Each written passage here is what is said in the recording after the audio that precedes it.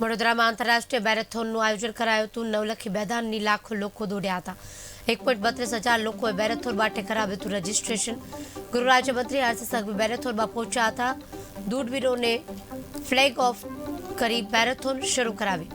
Mayor, સાંસદ, ધારાસભ્ય દડક પણ હાજર રહ્યા હતા અને વડોદરાના સફાઈ સેવકોને હર્ષ સંઘવીએ આભાર માન્યો હતો।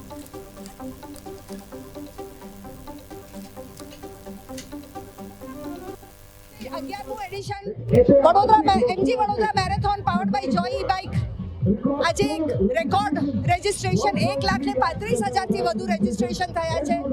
આજે full marathon, half marathon, quarter marathon, 5K time runs, Vadodara marathon, heritage run અને હવે દિવ્યાંગ રનનો ખૂબ ઉત્સાહથી ફ્લેગ ઓફ થયો છે।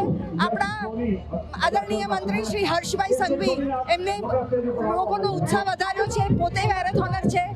આજે એક નવો ઇતિહાસ બી આપણે રેકોર્ડ બી સેટ કર્યો છે।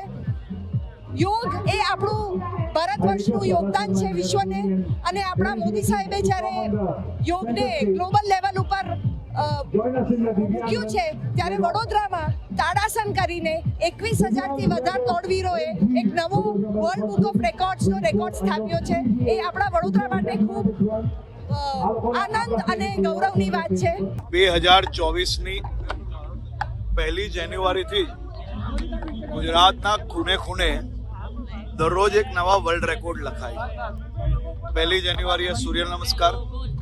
આજે આપણું જ વડોદરા 1,35,000થી વધારે વડોદરા વાસીઓ એક સાથે મળીને આ ઠંડીમાં વહેલી સવારે જાગીને વડોદરાના ખૂણે ખૂણેથી આજે અહીંયા પહોંચીને અનેક સંકલ્પો જોડે દોડવાની શરૂઆત કરી। આ એક ખૂબ મોટી સફળતા છે। વડોદરા શહેરને હું ખૂબ અભિનંદન આપું છું। આજે વડોદરા શહેરે એક નવો ઇતિહાસ રચ્યો છે।